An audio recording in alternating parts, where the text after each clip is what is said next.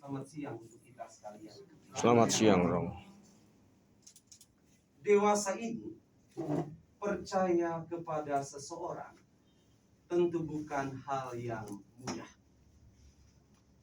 Untuk bisa mengakui kehebatan seseorang, kita membutuhkan banyak cara. Salah satu cara untuk bisa mempercayai seseorang atau mengakui kehebatannya adalah meminta bukti. Tanpa ada satu bukti pun yang dibuatnya, seringkali kita kurang mampu untuk menaruh kepercayaan atau memberikan pengakuan kepada orang bersangkutan. Bukti wajib dihadirkan, karena dengan bukti sajalah kita bisa tahu bahwa benar orang itu punya kekuatan yang besar. Benar bahwa orang bersangkutan punya kekuasaan yang tinggi. Dan kita pun tahu bukti senantiasa berkaitan dengan indera yang kita miliki.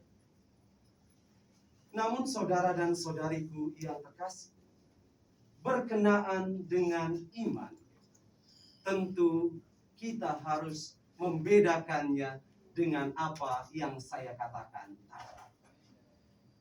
Kalau kita hidup berdasarkan iman, seperti kata Rasul Paulus dalam bacaan pertama tadi, maka kita sebenarnya tidak perlu menuntut bukti yang berasal dari penglihatan atau dari indera yang kita miliki. Karena iman sejatinya melebihi pemahaman akal kita. Sebagai manusia, akal kita sangat terbatas. Iman melampaui hal itu. Sehingga kalau kita beriman kepada Tuhan, tentu saja yang dibutuhkan dari kita adalah penyerahan diri yang total kepadanya. Bukan meminta bukti dari Tuhan. Kira-kira apa yang bisa saya indrai daripadamu Tuhan, baru saya percaya.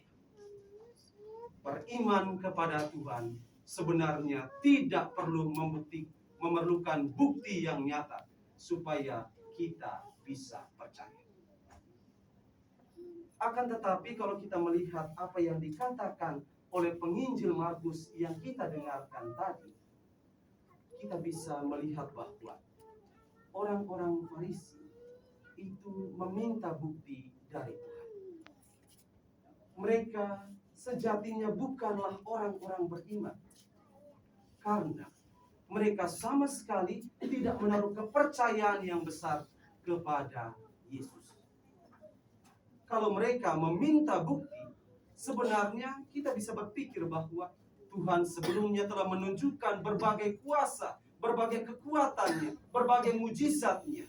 Dan semua itu pasti telah diketahui oleh orang-orang Farisi ini. Tetapi sekali lagi, karena mereka cuma mengandalkan akal saja, maka mereka belum sampai memiliki iman. Mereka tidak percaya kepada Yesus. Mereka tidak mengakui keberadaan Yesus. Karena menurut mereka harus ada bukti yang bisa diindrai supaya iman mereka berkembang. Saudara dan saudariku yang terkasih, pada siang hari ini kita hadir bersama di tempat ini. Kita diajak untuk menaruh iman kepada Tuhan. Mengapa?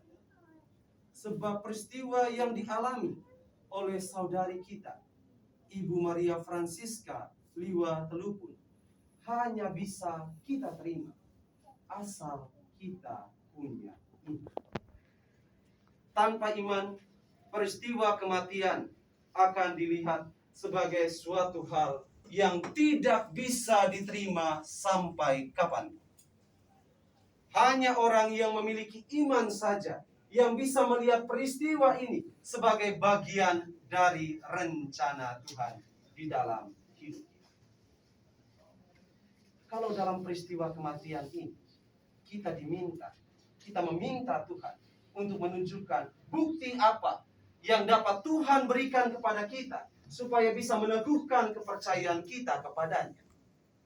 Saya mau katakan bahwa bukti yang telah disiapkan oleh Tuhan, bahkan telah dilakukan oleh Tuhan sendiri di saat mengalami peristiwa kematian adalah Tuhan menyiapkan kebangkitan bagi orang-orang yang telah meninggal. Tuhan menjanjikan rumah Bapa, bila mana tempat kediaman kita di bumi ini telah dibongkar.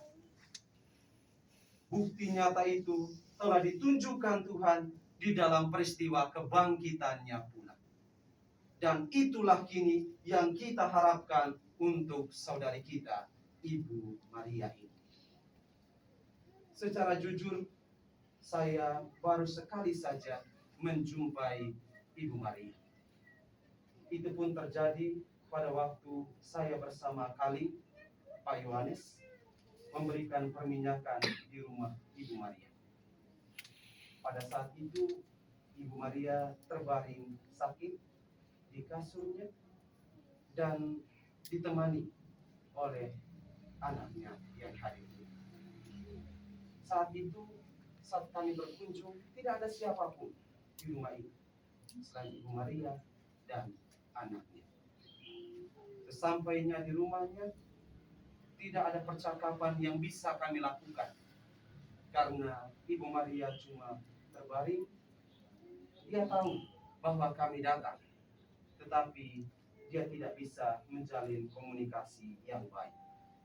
Di saat ditanya ataupun di saat disapa, dia cuma bisa mengangguknya. Dia cuma bisa membuka dan menutup matanya. Dan kami memberikan perminyakannya, tetapi tidak sampai memberikannya komuni kudus. Karena pada waktu itu beliau sementara dalam keadaan yang kurang bagus. Namun saya sungguh percaya bahwa sesudah berjumpa dengannya, saya melihat Ibu Maria adalah orang yang sungguh beriman. Karena di akhir dari perjumpaan itu, di saat saya berpesan kepadanya, Ibu Maria harus kuat. Ibu Maria walaupun tetap terbaring di tempat tidur, bukan berarti bahwa Ibu Maria tidak bisa berdoa. Tetap berdoa kepada Tuhan, tetap memasrahkan diri kepada Tuhan. Karena Tuhan saja yang menjadi andalan kalau berada dalam situasi ini. Dan sebagai respon atas apa yang saya katakan itu, Ibu Maria cuma mengangguknya. Dan kemarin saat mendengar bahwa Ibu Maria telah dipanggil oleh Tuhan, dalam hati saya sebagai manusia tentu saja sedih. Karena Ibu Maria adalah sosok yang patut untuk diteladani dalam hal iman.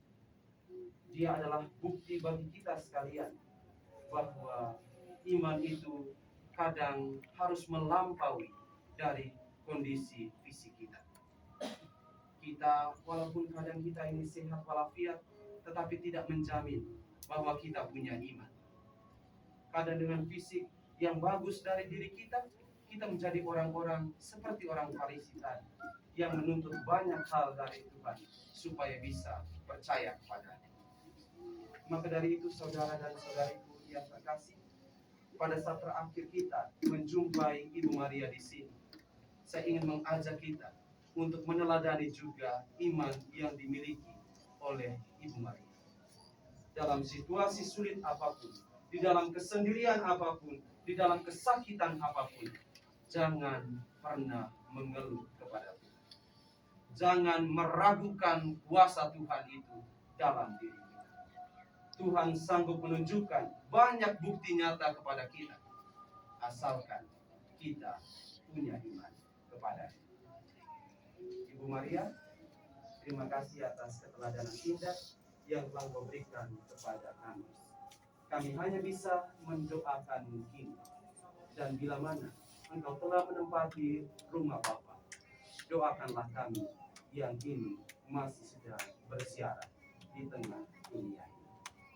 Tuhan memberkati kita sekalian. Amin.